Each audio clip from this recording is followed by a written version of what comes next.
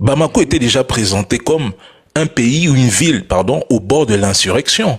Une société fragmentée est plus facile à manipuler qu'une société unie. Quelles seraient les conséquences si l'AES saute? Dans un contexte politique et médiatique particulièrement tendu au Sahel, un communiqué du ministère de l'administration territoriale du Mali a récemment suscité de vives réactions dans l'espace public et au-delà des frontières. Cette déclaration officielle, qui a porté sur des décisions aux implications directes pour la liberté de la presse et l'ordre public, a relancé le débat sur la gouvernance, la liberté d'expression et le rôle des institutions dans la stabilité régionale. C'est autour de ce point central que Tania TV a focalisé son live du jour. Pour analyser et interpréter les enjeux de ce communiqué, nous avons invité plusieurs intervenants aux perspectives diverses. Dans cette émission, Amelda Dani, la voix du Sahel, Logobi et d'autres voix partagent leurs analyses, confrontent les faits et explorent les implications de cette décision pour les populations et pour l'avenir de la région. Non. Dani, dans la... Oui, Tania, bonsoir. Bonsoir. Dans le communiqué du ministère de l'administration territoriale et de la décentralisation du Mali, la première accusation, le premier article, ils ont dit accusation fallacieuse et subversive contre le Mali suite à la perturbation de l'approvisionnement en hydrocarbures, apologie du terrorisme. Dani, en novembre, pendant l'exposition de la défense et de la sécurité du BAMEX, on y était. Il y avait tous ces problèmes. Qu'est-ce que tu penses de la décision du ministère de l'administration territoriale du Mali? Mais quand tu demandes qu'est-ce que je pense de cette information, c'est comme si il y a un doute. Tu ne dois pas me demander qu'est-ce que je pense de cette information. Voilà. Moi, je trouve, et je te l'avais dit, c'est pas trop tôt. Il était temps. Après, tu sais, ce qui est à l'œuvre au Mali, ça relève aussi d'une doctrine d'influence utilisée depuis des décennies, surtout contre des États jugés indisciplinés par l'Occident. Tu prends le cas du Mali. Je pense que le Mali n'est pas un cas isolé. Le Mali, c'est juste une séquence dans une mécanique globale. Quand un pays rompt avec un ordre déjà établi, que ce soit sur le plan sécuritaire, militaire, diplomatique ou économique, mais il devient immédiatement la cible à abattre sur les théâtres narratifs. Il ne faudrait même pas qu'on se pose des questions. On ne lui laisse même pas le droit à la complexité. C'est-à-dire que chaque difficulté comme la crise de carburant que tu cites, ça devient pour ces médias une preuve de faillite. C'est-à-dire que chaque tension qui sera vécue au Mali devient une annonce de chute. Prenons le cas même de la crise de carburant, allons même loin. Vous allez constater que cette crise de carburant au Mali, ça n'a jamais été traité comme un fait économique ou logistique. Elle a été utilisée comme un détonateur psychologique. C'est-à-dire que les titres n'expliquaient pas les causes. Pour ceux qui s'en souviennent bien, les titres n'expliquaient jamais les causes. Au contraire, les titres annonçaient plutôt les conséquences finales. C'est-à-dire on avait Jeune Afrique, RFI, tous ces médias, France 24, qui nous annonçaient l'effondrement du Mali, le chaos, l'implosion, avant même que les pénuries ne s'installent. Bamako était déjà présenté comme un pays ou une ville, au bord de l'insurrection. Mais pourquoi? Parce qu'une crise réelle, mais temporaire, est un outil parfait, Tania. Elle touche le quotidien. Elle épuise les nerfs des Maliens. Elle rend la population réceptive à la peur. Donc, vous allez vous rendre compte que l'élément central de la stratégie de ces médias, c'est la prophétie auto-réalisatrice. C'est-à-dire que les médias annoncent la chute d'Assimi, la fin du régime, la perte du contrôle, non pas parce qu'ils disposent d'informations irréfutables, mais parce que ces médias viennent répéter cette idée afin de créer une pression constante sur le Malien et le dirigeant. L'objectif est simple. Il faut faire croire que le pouvoir est déjà fini. Et quand un peuple, Tania, quand un peuple entend chaque jour que son pouvoir va tomber, la résistance mentale s'érode, Tania. C'est-à-dire que non seulement tu baisses les bras, tu ne crois plus à la lutte que tu mènes, mais en politique, on dit attendre, c'est déjà céder la victoire à l'ennemi. Et dans ce dispositif, il y a un glissement sémantique qui est fondamental. C'est-à-dire que Moi, j'ai observé ces médias entre septembre et décembre. Dans leur dispositif qu'ils avaient mis en place, tu te rendais compte d'une chose, mais ahurissante. Les groupes terreau n'ont jamais été traités comme des ennemis absolus. Ils étaient traités comme des acteurs. Oui, ils étaient traités comme des acteurs du conflit. Incroyable mais vrai. On les prêtait des revendications, des rationalités, parfois même une légitimité sociale. Mais à l'inverse, l'État malien était présenté comme brutal, illégitime et incapable. Et ces médias voulaient isoler le pouvoir et fracturer le peuple. Et moi, je pense à 100% aujourd'hui, nous sommes en janvier, je suis fier de le dire, que le cœur même de leur stratégie n'était pas la chute immédiate, mais l'isolement progressif. C'est-à-dire, il fallait isoler les autorités à l'international en les décrivant comme, je dirais, infréquentables, isoler le pouvoir de son peuple en insinuant par exemple qu'il ment, qu'il échoue, qu'il sacrifie la population. Et enfin, le plus important, Tania, il fallait isoler le peuple de lui-même en opposant ville et campagne, civile et militaire, ou même jeunes et anciens. Résultat, le pays est fracturé. Et je le dis parce que une société fragmentée est plus facile à manipuler qu'une société unie. Je répète, une société fragmentée est plus facile à manipuler qu'une société unie. Ici, je dois même généraliser. Comme j'étais en train de le dire tout à l'heure au début de mon discours. Ce qui s'est passé au Mali s'inscrit dans une grammaire globale. Récemment, nous avons eu le Venezuela. Nous avons eu le cas de l'Iran, de la Libye, la Russie, la Libye. Bref, faites le constat. Ce sont toujours les mêmes mots, les mêmes récits, les mêmes conclusions prémâchées. Quand un dirigeant refuse de se soumettre à un ordre géopolitique précis, il devient pour cette presse autoritaire, dictateur, isolé, au bord de la chute. Regardez en Iran, les médias ne suivent même pas les événements, mais ils préparent l'opinion à accepter un changement de régime comme inévitable, voire même pire, c'est nécessaire. Mais il faut comprendre que nous ne sommes même plus dans des guerres classiques. Il s'agit pire, même vraiment pire d'une guerre informationnelle où l'arme principale est devenue la narration. Et cette arme ne tue pas par explosion, mais elle épuise le moral. C'est pour ça que moi j'ai toujours... Il y a une belle phrase que moi j'aime très souvent dire dans certaines de mes vidéos. L'Africain doit avoir un mental en métal. La parole ne détruit pas les villes. La parole, elle détruit la confiance d'un peuple. La parole ne renverse pas directement les gouvernements. La parole, le texte, la narration, ça prépare le terrain à d'autres actions, parfois militaires ou économiques. Ça suit même des sanctions. Donc moi je dis que la décision prise aujourd'hui par le gouvernement malien, je dirais pas que c'est inédit parce que de toute façon on s'attendait à cela. Ça a pris du temps. Certains vont dire oui, mais ça a pris du temps. Mais pourquoi ça a pris du temps?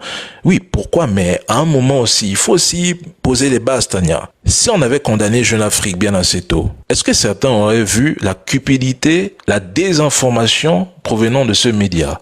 Parfois, moi, je pense que pour voir le visage d'un ennemi, il faut en mieux l'exposer. Moi, c'est comme ça que je vois les choses. Il faut en mieux exposer ton ennemi pour comprendre ses intentions. Jeune Afrique a fait tout ce qu'ils ont fait de septembre à décembre. Ils ont polémiqué. Ils ont écrit des articles bidons. Ils nous ont même narré des récits complètement vides de sens. Mais à la fin, aujourd'hui, lorsqu'on les censure, quand tu observes la toile, qu'est-ce qui en ressort, Tania? Tout le monde est unanime. Tout le monde est unanime sur un sujet précis. Jeune Afrique fait de la désinformation. C'est un peu comme ce qui se passe au Burkina Faso, Tania. Tout le monde dit Damiba, arrêtez Damiba. Mais moi, j'ai toujours dit aux gens, si on arrêtait Damiba il y a 2 ans, il y a 1 an, et si on l'arrête aujourd'hui, est-ce que ça aurait eu le même impact? Non. Tania, aujourd'hui, je te dis, excusez-moi de sauter du Mali, mais c'est une parenthèse. Si Damiba se fait arrêter là, il a été au Burkina, l'impact que ça aura aujourd'hui n'aurait pas été le même impact il y a 2 ans. Il faut être vrai, sincère et véridique. Son arrestation sera ridicule. C'est un peu comme Jeune Afrique aujourd'hui. Ils sont censurés, mais quand tu regardes la toile, tout le monde s'attendait à cela. Parce que nous avons vu de toutes les couleurs entre septembre et décembre. Lorsque nous étions ici en train d'attaquer Jeune Afrique, en produisant nos vidéos, nos contenus, en faisant des lives, nous étions même sur le terrain.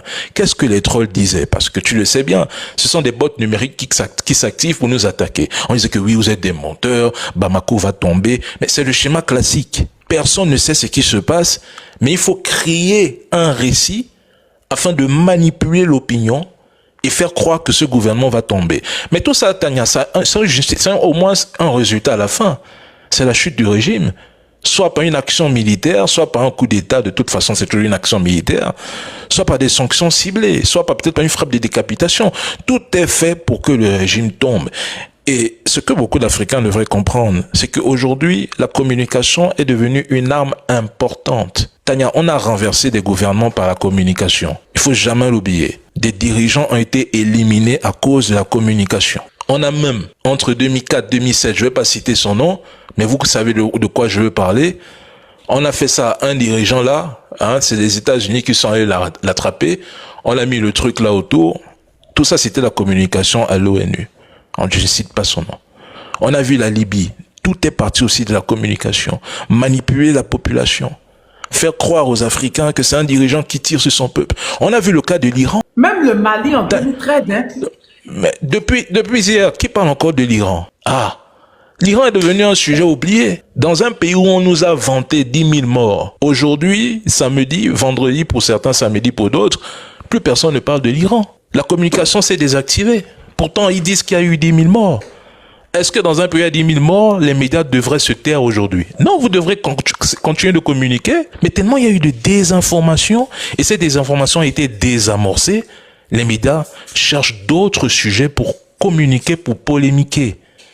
Et moi, je pense que ce que d'autres pays africains ne comprennent pas, c'est ce qu'aujourd'hui l'AES comprend. Et c'est un bon début, c'est une bonne chose. C'est une lutte informationnelle. Et nous sommes dans une guerre. Celui qui gagne la guerre informationnelle, celui qui contrôle le narratif, gagne la guerre des esprits. Parce que c'est aussi une guerre des esprits, Tania. Le contrôle des esprits, c'est ça. Tu contrôles une population, tu as gagné la guerre. C'est ça la réalité du conflit. Si je suis l'adversaire et je dois t'abattre, je contrôle ta population, je contrôle ta famille et je la retourne contre toi. Parce qu'il y a un proverbe qui dit, Tania, un empire qui est attaqué de l'extérieur peut se rebâtir. Mais un empire qui s'effondre de l'intérieur ne se rebâtira jamais. En bon entendeur, salut. Et Dani, on va féliciter aussi le peuple malien qui, pendant cette période, n'a pas mangé de ce pain-là. Pendant cette période, qui n'ont pas paniqué, qui n'ont même pas cru en cette propagande. Au contraire, c'était eux-mêmes qui disaient, mais attends, nous on est dans les concerts, tout va bien au Mali. Heureusement que le peuple malien n'a pas mangé de ce pain. Le peuple malien n'a pas marché là-dessus. Ils ont fait partie de ce système-là qui a désamoncé cette bombe-là. Ils ont fait partie de cette communication qui a désamoncé cette bombe-là parce que les Maliens même disaient non, il n'y a rien chez nous, arrêtez de mentir. Ce n'est pas comme en 2013 quand il y a eu cette même propagande-là et ça marchait parce que les Maliens pensaient vraiment que les terreaux venaient sur Bamako. Vas-y. Tania, c'est aussi quelque part le bienfait des réseaux sociaux. Nous avons battu les médias classiques. Je pense que c'est à toi que je le disais. Je pense qu'on discutait de ça il y a un mois. Je te disais, je sais pas si c'était à toi, mais je disais à quelqu'un, imaginez en 2026, il n'y avait pas de réseaux sociaux. Oui, imaginez oui, on était à Bamako quand tu le disais. Voilà, imaginez une seconde de votre vie. En 2026, là, il n'y avait pas TikTok, Facebook, Instagram, il n'y avait rien. Il y avait seulement les médias classiques. Quelle serait la conséquence? Mais Tania, les gars nous auraient bouffé cru. Mais bien sûr. Mais oui, s'il n'y avait que ces médias classiques, tout le monde aurait consommé ce que ces gars publient. Tout le monde aurait gobé, la manipulation serait totale. La lobotomisation serait consommée. Les Africains seraient totalement endormis. Les gouvernements seraient déstabilisés. Les panafricanistes seraient éliminés dans le silence total. Aujourd'hui, quand tu élimines un panafricaniste, c'est tout le monde qui en parle. Ça crée du bruit. Mais si demain, après-demain, il n'y avait pas ces réseaux, qu'est-ce qu'on serait? C'est là où les gens comprennent aujourd'hui le pourquoi ces gouvernements, aujourd'hui, font tout pour censurer soit ces applications, soit les personnes qui véhiculent le message. Parce que c'est l'idéologie qu'on veut briser, Tania. Je te le disais il y a quelques secondes. Quand un empire est attaqué de l'extérieur, il peut se rebâtir. Pourquoi? Parce qu'il y a des enfants à l'intérieur qui vont continuer de prôner l'idéologie. Mais quand un empire est brisé de l'intérieur, même l'idéologie s'effondre. C'est ça le but. Donc, l'objectif au Mali, et surtout de l'AES, c'est ça, c'est de faire imploser cette alliance. Moi, j'ai toujours dit, Donald Trump ne va jamais venir avec des bombes attaquer l'AES. La France ne va jamais venir avec des hélicoptères et des avions attaquer l'AES. Il faut pas rêver, hein, on est en 2026, on n'est pas dans les années 40. Ce qu'ils vont faire, c'est imploser cette alliance, Tania. La détruire de l'intérieur, la faire s'effondrer. Il utilisait beaucoup le mot s'effriter de l'intérieur pendant cette période. Bien sûr. Il utilisait beaucoup s'effriter de l'intérieur comme à Kaboul. Il utilisait beaucoup ce mot-là. Mais c'est aussi ça le but des tentatives de coup d'État dans l'AES. Parce que s'il y a coup d'État, aux yeux du peuple, aux yeux de l'armée, c'est légitime, c'est entre eux. Dans quelle vertu le Mali va intervenir alors qu'il y a un coup d'État? Il pourrait intervenir, mais le coup d'État serait tellement rapide qu'en renversant le régime, les militaires en place décident maintenant de proclamer, je sais pas, bref, ils décident de s'imposer. Et automatiquement, vous n'allez pas faire la guerre. C'est eux qui sont au pouvoir.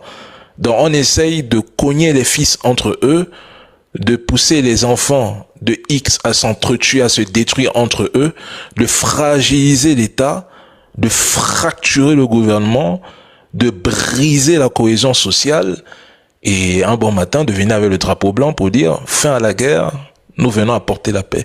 C'est ce qui se passe dans l'AES et c'est ce qui va continuer, Tania. Faut pas attendre que quelqu'un vienne agresser l'AES demain. Tout sera fait pour que cette alliance implose, s'auto-détruise de l'intérieur. Tout sera fait pour que cette alliance s'auto-détruise.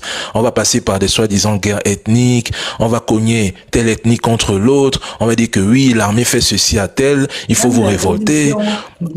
On va tout dire, on va dire que oui, tel dirigeant met plus d'amour, de sympathie sur telle ethnie que l'autre, donc on va vous pousser à vous haïr, on va créer des divisions au niveau de la religion, on va dire que, voilà, vous avez entendu ce qu'Assimi a dit, non? Ça dit qu'il n'aime pas les chrétiens. On va pousser les chrétiens sur... En fait, tout sera fait pour que vous doutiez. C'est le doute, hein, Tania. Tu sais, un peuple qui doute, c'est un peuple qui a perdu. C'est même comme ça dans la vie. Quand tu commences à douter, tu n'y crois plus, c'est terminé. Tu es mort. Tu es techniquement mort. Donc on veut s'aimer le doute. Mais le problème, c'est que toutes les stratégies déjà utilisées ne fonctionnent pas. Donc maintenant, qu'est-ce qu'il faut faire? Il faut actionner, je dirais, moi, l'arme ultime. C'est-à-dire créer un choc psychologique.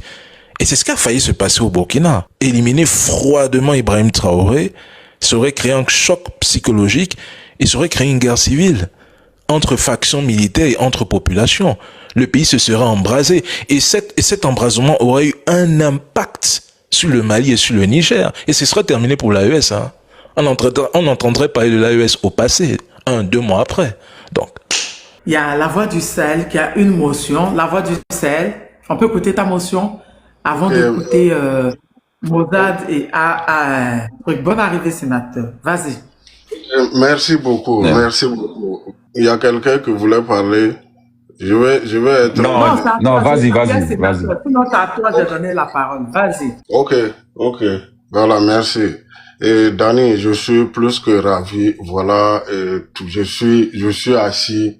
Et comme on dit, je suis à l'extase. Voilà, il y a un point très important et que vous avez mentionné et je voulais vraiment revenir sur ça. La déchirure de notre tissu social. Ces gens-là se basent généralement sur ça, en tout cas pour créer ce qu'ils veulent chez nous. C'est pour ça que j'ai dit que moi j'adore la gouvernance de nos militaires. Parce que ce sont des visionnaires. Vous avez vu aujourd'hui et depuis avant-hier, la loi qui a été adoptée au Burkina Faso sur le statut de la chefferie traditionnelle. Vous savez que chez nous là, au Burkina, voilà les panels là, en tout cas pour créer une certaine discorde dans la société burkinabé. Tous les Burkinabés sont au courant de ça. Il y avait des chefs traditionnels et députés même. Imaginez un peu dans un village, le chef est CDP et il y a peut-être qu'il y a un autre groupe et ils veulent pas faire partie du CDP. Comment ça va devenir? Donc c'est pour ça aujourd'hui au Burkina on a pris cette loi là pour recadrer ces chefs traditionnels là, leur donner en tout cas leur valeur dans notre société pour vraiment qu'on trouve les solutions nécessaires pour coudre le tissu social qui a été brisé. Donc aujourd'hui là, il faut que les pays africains là, nous revenons sur notre valeur.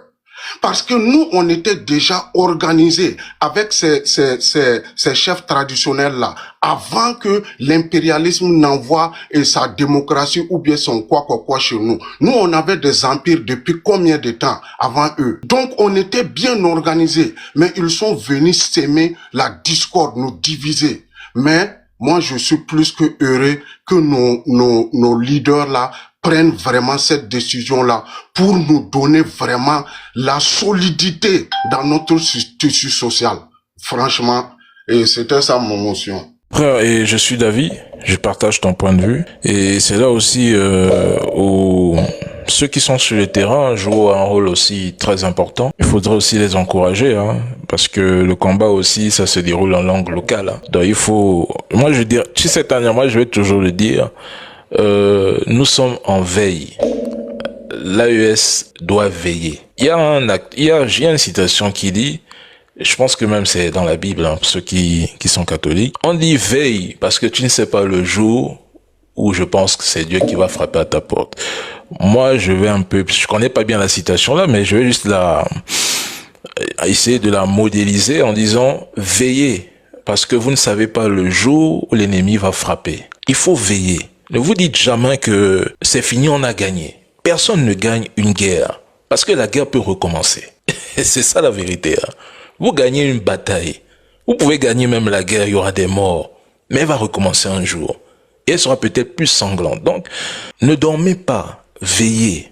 Cette communication, Tania, hein, la télévision de l'AES est plus que symbolique. Elle est arrivée à une période où, même pas une période où, mais à une période critique. C'est une réponse, la télévision de l'AES, c'est une réponse à la narration internationale. Cette narration qui présente ces trois pays comme des pays faillis, au bord du chaos, du précipice. La création de la télévision de l'AES est une réponse. C'est un cheval de Troie dans leur système. Donc, peuple de l'AES, il faudrait au maximum soutenir cette télévision. Moi, je vous le dis aujourd'hui. Parce que c'est une guerre de communication. Et moi, j'exhorte même, Tania, les autorités à créer plus de télévision, plus de médias. Faut pas se limiter à un seul. Tu les vois, par exemple, quand ils nous attaquent là, ils sont nombreux, hein. France 24, Jeune Afrique, RFI, ils sont pleins. Donc, nous devrions aussi multiplier nos canaux de communication et y faire face. Parce que c'est le but. Bon, Tania, moi, je vais vous laisser. Je vais pas piétiner ton live pendant plusieurs minutes, dès que ma batterie faible doit me reposer. Les gars, force à vous sur le panel, hein. De toute façon, vous faites aussi ce combat de la plus belle des manières. Et dites-vous que si aujourd'hui l'AES est debout, c'est grâce à tout le monde ici. Personne ne dort, tout le monde veille. Force. Attends, j'ai un remerciement pour Dani, en fait, si c'est possible. S'il vous plaît. Oui, sénateur. Ok, Dani, en fait, toi et Tania et plein de personnes, je vous remercie. Dani, tu sais, souvent je me pose la question, sans vous, quels seraient cette trois pays, en fait. C'est-à-dire, sans vous, quels seraient ces trois pays? Aujourd'hui, la communication qu'on fait là est très puissante que la guerre, que les armes que les gens en prennent, en fait. Et aujourd'hui, c'est grâce à vous que personne ne regarde ni RFI, France 24, Jeune d'Afrique, plein de choses. Moi, ce que je veux qu'on continue comme ça et on ne doit pas se décourager. Moi, sénateur, je vous vois en tant que quoi? Africaine. Je vous vois pas en tant qu'aucune nationalité. Je vous le jure devant Dieu. Donc, moi, Dani, de la manière tu es et tu as écouté, Tania, toi aussi, tout le monde ici, la voix du Sahel, tout le monde. C'est ça que je veux. Moi, c'est mon rêve, c'est ça. Et je te dis encore, Dani, 1 million de fois, merci beaucoup pour tout ce que tu fais. Franchement, merci.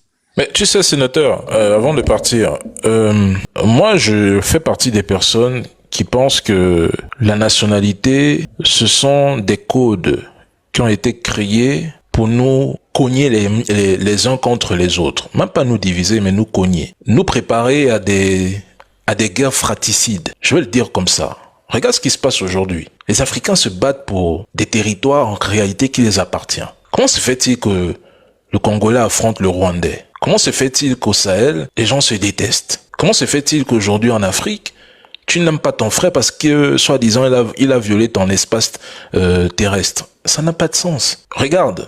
En Europe, ils sont unis, hein, malgré leur division politique, ils sont unis. Il y a ce qu'on appelle l'espace Schengen, qu'on le veuille ou pas. Ils peuvent ne pas s'entendre, mais ils sont unis. Regarde les États-Unis. On oublie que avant qu'ils ne soient aujourd'hui un pays, ils constituaient plus d'une cinquantaine d'États. Ils se sont unis. Regarde même l'Union, la Russie aujourd'hui. La Russie, c'est un ensemble de blocs. Bien après l'Union soviétique, bien ce qui s'est fragmenté, 15 autres sont partis. Mais ça a toujours été un ensemble de blocs. Mais pourquoi on voudrait faire croire aux Africains que l'union est impossible? Pourquoi on voudrait faire croire aux Africains qu'ils ne devraient pas s'aimer? Ils ne devraient pas s'unir. Dès que tu mènes un combat, on essaie de t'identifier par rapport à ta nationalité. Ça n'a pas de sens. Quand un Allemand défend un Français, le Français va jamais chercher à savoir si c'est un Allemand. Il voit son frère de couleur et il dit merci. Quand un Japonais, peut-être, pourrait défendre un Sud-Coréen, le Sud-Coréen va jamais chercher à savoir si c'est un Japonais. Si un Chinois s'en va défendre un Nord-Coréen, le Nord-Coréen va jamais chercher à savoir si c'est un Chinois. Mais pourquoi chez nous en Afrique, on doit toujours dire, ah non, toi tu es de telle nationalité, va gérer tes problèmes. Tu vois qu'il y a un problème de fond. C'est un problème d'éducation. Tu vois par exemple les racistes, sénateurs. Moi j'ai toujours dit, le raciste, c'est la base éducationnelle. On apprend à l'enfant à haïr son semblable. Dès le bas âge, c'est quelque chose qu'on inculque dans le cerveau de l'enfant. Mais c'est ce qui se passe en Afrique. C'est le même stratagème. Moi, je suis pour qu'il y ait une réforme totale du système éducatif. Maintenant, tu parles de l'AES, que tu nous identifies dans ce combat. Mais on est obligé, sénateur. Je vais te dire le pourquoi en quelques minutes. Quelles seraient les conséquences si l'AES saute? Si tu trouves les conséquences, tu comprends le pourquoi. Nous, aujourd'hui, on est obligé de défendre cette alliance. Parce que, tu sais, ce combat que nous menons, quand vous avez décidé d'y mettre les pieds, il n'y a plus de marche arrière, hein, à condition que vous retournez vos vestes. Et même là, ça, c'est conséquence. Parce que quand tu retournes ta veste, tu deviens l'ennemi de ceux que tu as trahis. Donc, c'est normal. Ouais. Donc, ça va, c'est clair. Voilà. Je te jure. Donc, quand tu commences ce combat, il n'y a plus de marche arrière. Donc, nous sommes des sacrifiés. Je le dirais comme ça. Demain, si l'AES tombe, c'est terminé. Nous allons encore venir défendre quoi ici? Tu es sûr qu'on va encore faire des lives ici pour parler d'Assimi? Non, c'est terminé. Même notre discours ne sera plus entendu, étant donné qu'il sera censuré. Et même avant d'être censuré, nous serions arrêtés. Parce que le panafricanisme deviendra une idéologie hostile. Pour eux, ils diront que, vous avez vu, l'AES a échoué, ce projet ne marche pas. Et si ça ne marche pas, c'est parce que les panafricains leur ont dû à l'erreur. Il faut les arrêter. Ce sont des incitateurs, ce sont des gens qui créent la haine, la division, et c'est eux qui veulent le partage et le chaos en Afrique. Alors que nous ne faisons que véhiculer une idée, une pensée. Nous sommes au centre d'une idéologie qui pourrait faire changer les choses. Nous ne sommes pas le résultat de ce que l'Afrique sera demain. Nous sommes parmi ceux qui sont en train d'amorcer le changement. Donc, si l'AES échoue, tout le monde échoue, sénateur. Donc, en fait, ce combat ne concerne même pas le Mali, le Burkina, le Niger. Ça concerne tout le monde. Même le Sénégalais, le plus conscient est concerné. Parce que si le Mali tombe, l'impact, ça va cogner les portes du Sénégal. Hein. Si les terreaux envahissent le nord et le sud du Mali aujourd'hui, premier impact, c'est le Sénégal, c'est les pays qui sont frontaliers au Mali. Hein. Il y aura les conséquences au niveau des voies terrestres. Ça, c'est un fait. Donc, ceux qui disent que cette guerre, ça vous concerne, ça nous concerne pas. On l'a dit avec Kadhafi. Quand ils sont allés chercher Kadhafi, nous, on n'en parlait pas. Ceux qui en parlaient murmuraient. Et ceux qui dénonçaient n'avaient pas encore peut-être les réseaux sociaux. Quand ils ont bombardé Kadhafi, on s'est dit, c'est la Libye, on s'en fout. Quelques mois plus tard, le Mali a suivi. Le Burkina, le Niger aujourd'hui. Nous sommes devenus l'épicentre d'un phénomène créé par les Occidentaux. Ce qu'ils ont créé chez eux là-bas en Afghanistan, ça s'est transporté chez nous en Afrique. Et à l'époque où ils créaient ça dans les années 87 en Afghanistan, les Africains disaient aussi, ce qui se passe là-bas, ça ne nous concerne pas. Aujourd'hui, on subit les conséquences de leur création nauséabonde 50 à 70 ans plus tard. Moi, je dis que c'est un combat générationnel, hein. C'est existentiel pour tout le monde. Parce que la réussite de l'AES engendrera des AES. Peut-être pas avec le même nom AES, mais il y aurait d'autres blocs qui penseront comme l'AES. Tu vois aujourd'hui 3 pays qui parlent d'une alliance militaire. Qui te dit pas que demain, en Afrique centrale, tu verras aussi 3 pays te dire alliance militaire. Qui te dit pas qu'en Afrique australe, tu entendras peut-être la RDC, l'Ouganda et peut-être, je sais pas, le Kenya ou l'Afrique du Sud t'annoncer un bon matin, nous créons une forme d'alliance militaire basée sur la défense mutuelle. C'est possible, tout est réalisable. Mais tout ceci est possible si un réussit. Et moi, je conclus par là, sénateur. Dans une salle de classe, on ne suit jamais le dernier. Hein. Le dernier n'a pas son mot à dire. Tu as échoué, tu as échoué. On regarde, et on écoute le premier. Celui qui a réussi, on veut le copier. Celui qui excelle, on veut faire comme lui. Bon, si aujourd'hui l'AES excelle et réussit, mais tout le monde va vouloir faire comme eux. C'est pas ça, sénateur. Mais est-ce qu'ils vont nous laisser? Est-ce que l'impérialisme va nous laisser? Daniel, Mais est-ce qu'ils vont nous laisser?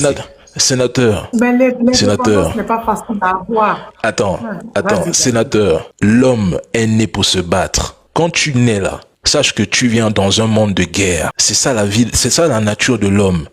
L'homme est constamment testé. Soit par la nature de l'homme, soit même par la nature simplement. Nous sommes des êtres passagers. On n'est pas venu sur Terre pour être des êtres pacifiques, vivant dans un monde de joie. Non, nous sommes dans un monde de jungle. Frère, nous avons ce qu'on appelle des terres précieuses. Nous avons des ressources. Il faut protéger ces ressources parce qu'elles font partie de nos intérêts vitaux. Quand tu as quelque chose que les autres convoitent, tu dois les protéger. Tu dois te sécuriser. L'ennemi ne dort pas, il rôde. Il attend la faille. Le jour que tu vas fermer les deux yeux, c'est là où lui il attaque. C'est-à-dire que pour que nous ne puissions pas tomber, nous devrions rester constamment en alerte. Depuis que Poutine est arrivé au pouvoir, il est constamment en alerte. Mais il est en alerte de quelle façon? Il s'arme. Il s'arme depuis qu'il est au pouvoir. Les gens disent que oui, Poutine c'est un dictateur. Frère, depuis qu'il est arrivé au pouvoir, lui il a dit, parlez comme vous voulez, moi je vais armer mon pays. Aujourd'hui, quand il tire un Oreshnik en Ukraine, ça crée des émissions. Pourquoi ça crée des émissions? Parce que la Russie a une avance au moins de 10 à 15 ans sur le plan technologique. Et ils l'ont pas fait avec la bouche, ils l'ont pas fait avec le dialogue, ils l'ont pas fait avec le discours. Ils ont travaillé, ils se sont unis, ils se sont fédérés. L'Afrique doit aussi faire la même chose. Arrêtons les longs discours, arrêtons de parler, travaillons. Unissons-nous, faisons de l'AES parce que l'AES est un projet. Mais faisons en sorte que ce projet puisse porter ses fruits. C'est tout ce que nous demandions. Arrêtons de croire que un jour l'Occident va nous laisser. Tant que nous sommes souverains, tant que nous voulons la liberté, et tant que nous aurons un contrôle de nos ressources, nous resterons toujours une proie à abattre. C'est tout. Il faut pas réfléchir de midi à midi. Maintenant, c'est à nous d'être une puissance. C'est à nous de nous imposer. Et ça commence déjà parce que l'AES est en train de faire. C'est-à-dire mettre les points sur les i. C'est tout. Oui. Macron, devant l'armée, pour les vœux à l'armée encore, aux armées encore, a répété sa même phrase. Il a répété sa même phrase. Il faut être libre dans ce monde, il faut être craint. Et pour être craint, il faut être puissant. Il faut s'armer. Non, mais Macron le dit aussi. Nous sommes dans un Yalta 2.0, Tania. Il faut pas... C'est les trolls, hein, les propagandistes qui veulent l'ignorer, mais c'est un Yalta. Le monde est en train de se faire partager, découper, morceler par les puissances. C'est pas qu'il y a une entente. Il a Voilà. dit les Ce n'est même... carnivores. Il a dit il y a les carnivores et il y a les herbivores. Mais c'est bien qu'ils disent les carnivores. Parce qu'il est en train d'expliquer à ceux qui veulent bien l'entendre que ce monde est dominé par ceux qui s'imposent. Tania, c'est la loi du plus fort qui prime. Quand tu es si on vous met 20 dans une salle et on dit, il n'y a qu'un seul sandwich sur la table, vous allez vous battre pour que un des 20 là puisse manger. C'est comme ça en prison. Je n'ai jamais fait la prison, mais même en prison, il y a la loi du fort qui s'applique. Nous sommes dans un système de vie où il y aura toujours un faible et un fort, un dominant, un dominé, un suzerain et un vassal. Ça ne peut pas manquer. Il y aura toujours ton opposé quelque part. Il y aura toujours celui qui sera en dessous de toi. Donc aujourd'hui, si les Européens n'arrivent pas à s'imposer, c'est pas de notre faute. Mais nous, les Africains, ce sont d'être les vassaux des maîtres. Ce sont d'être les vassaux des vassaux qui, eux, se considèrent comme nos maîtres alors qu'ils sont les vassaux d'un autre maître. Non. Imposons-nous. L'Afrique sera, et même déjà, le projet central de ce monde multipolaire. Et nous ne pouvons pas prétendre être ce projet en doutant de nous, en n'étant pas une puissance. Tania, je vais te dire une chose et je vais sortir par là. Moi, j'ai fait une petite observation. C'est un peu triste. L'Afrique s'arme, hein. L'Afrique s'apprête. Mais il n'y a qu'une zone en Afrique là qui fait comme si elle ne comprend rien. C'est la zone francophone. Va en Afrique du Nord. On peut bien critiquer les Arabes, hein. Les Maghrébins, on peut les critiquer. Mais les gars s'arment, hein. Va en Afrique australe. Les gars s'arment, hein. Va en Afrique de l'Est. Ils font des guerres pour leur liberté, hein. Mais reviens en Afrique centrale. C'est où tu entends les gros discours. Non. Pour être libre, il faut d'abord manger. Donc, pour être libre, il faut avoir les gros ventres. Moi, je sais pas, Taya. Pour être libre en Afrique, pour être souverain, il faut avoir les gros bidets. Oui, il faut avoir des ponts. Il faut avoir des ponts. Mais les gens, oui. Mais les gens oublient que les nations qu'ils vénèrent aujourd'hui se sont construites dans le sang, dans la guerre. Ah oui, oui, dans la brutalité. Les États-Unis ont participé à près de 218 guerres. L'Afrique en a participé à combien? Et depuis les années 1500. La France, au contraire. Combien de rois? La France, ils ont tué combien de rois pour arriver jusqu'à là? Mais bien sûr, tous ces pays soi-disant démocrates sont passés par la guerre. Ils ont livré des guerres, ils ont colonisé, ils ont massacré. Mais en Afrique francophone, moi je dis bien francophone, hein, chez nous, on t'explique que pour être libre, souvent, il faut avoir le gros ventre. Donc quand tu as le gros ventre là, tu sens que non, tu es en sécurité, tu es puissant. En fait, le gros bidet là, c'est ton âme nucléaire. Faut être développé. Mais voilà l'Iran qui est là. L'Iran, c'est dur, mais les gens ne veulent pas prendre conscience que on peut pas refouler tout au gouvernement iranien. L'Iran, est-ce qu'il est aujourd'hui à cause des sanctions? Le Venezuela, c'est à cause des sanctions. Si le Venezuela n'était pas sanctionné, vous êtes sûr que cette population serait là, à cette étape, qu'on est en train de décrire comme une population appauvrie? Non. Mais ils sanctionnent des pays depuis près de 40-50 ans. Ils privent ces populations de vivre. Et on vient accuser les régimes. Donc ils préparent le chaos 50 ans en avant pour revenir en 2026 expliquer que oui, vous avez des dirigeants incompétents. Mais retirez les sanctions, laissez-les vivre. Regarde Cuba. On peut prendre des exemples multiples. Voici la Russie aujourd'hui. Ils ont épuisé tous les paquets de... Il n'y en a même plus, hein. Ils ont épuisé tous les paquets. Donc ils ont vu que non, Poutine c'est un gars qui est trop têtu. Tellement il est têtu qu'il a même terminé tous les paquets de sanctions. Résultat, il faut négocier. Mais on négocie avec qui? Tania, on négocie avec le plus fort. C'est ça la réalité. On négocie avec celui qui a le rapport de force. On négocie pas avec un faible. Si la Russie était faible, il l'aurait écrasé. C'est ça la réalité. On négocie avec celui qui a eu la capacité de vous mettre à genoux. C'est ça la vérité. Et ces négociations selon les médias, c'est juste pour calmer les choses. Mais ils sont en situation défavorable. En Afrique, là-bas, est-ce qu'on négocie avec nous? On nous impose des accords, mais en soi, disons, c'est des accords win-win. On négocie pas avec nous. On nous impose la ligne directive à suivre. Tu n'es pas d'accord, on te renverse. Franchement, l'AES est sur une très bonne voie, une trop bonne voie. Et là, les décisions qu'ils ont prises sont les meilleures. Oui, Lorobi, tu voulais ajouter quelque chose avant que je donne la parole à... Attends, mais Kava dit quelque chose. Attends, Lorobi. Mais Kava dit qu'il comprend pourquoi Draman ne négocie pas avec l'opposition. Mais Kava, il faut te concentrer. Mais l'opposition est faible, elle n'est pas armée. Lui est armé. Moi, je comprends maintenant. Merci, Dani, merci. Dani, merci. Dani, moi, je voulais... Mais Kava, Lorobi, vas-y. Je voulais juste remercier Dani par rapport à ce qu'il a décortiqué ce soir, par rapport à tout ce que l'AES est en train de vivre. Et il a fait passer beaucoup de messages. Dani, merci beaucoup pour tous ces messages que tu as fait passer. Parce que ça fait plusieurs années qu'on parlait de ça. Moi, j'ai toujours dit, le jour les Africains vont se débarrasser de la nationalité, mais on a gagné le combat sans se rendre compte. Et je me suis toujours imposé à cette histoire de nationalité, mais d'aucuns ne comprenaient pas. Vu que Dani même est venu répéter ça ce soir, vraiment, je suis content, mon frère. Ce message-là est tellement important.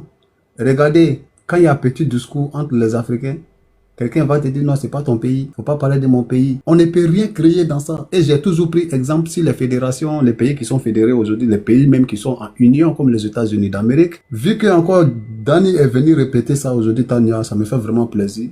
Ça me va droit au cœur. Plus qu'il y a plusieurs personnes qui sont en train de nous écouter, Tania, nos problèmes vont se régler à partir du moment qu'on va se débarrasser de cette histoire de nationalité. Il faut que tous les Africains commencent à se voir comme, c'est-à-dire comme une seule nationalité. C'est la seule moyen pour nous de gagner ce combat. Personne ne va se méfier de son ami. Personne ne va se mettre à côté du combat d'un autre pays. quand on va se débarrasser de cette histoire de nationalité. Vraiment, merci beaucoup, Dani. Et que Dieu vous protège, le combat continue, force à toi. On est toujours avec toi, parce que tu fais la fierté de l'Afrique. Merci beaucoup, mon frère. Merci beaucoup. Mon frère, et Bonsoir. merci beaucoup. Moi, je vous souhaite monde. une excellente soirée. Tania, merci beaucoup pour le panel. Merci les Bonsoir, gars, bonne Dani. soirée à tous. Bonsoir, pour ce Tania. panel de la petite fois d'ici. Merci Dani, beaucoup, merci Dani, beaucoup. pour le masterclass que vous venez de faire, pour le travail que vous faites pour le peuple ensemble de l'Afrique. Et c'est une fierté immense pour la nouvelle génération.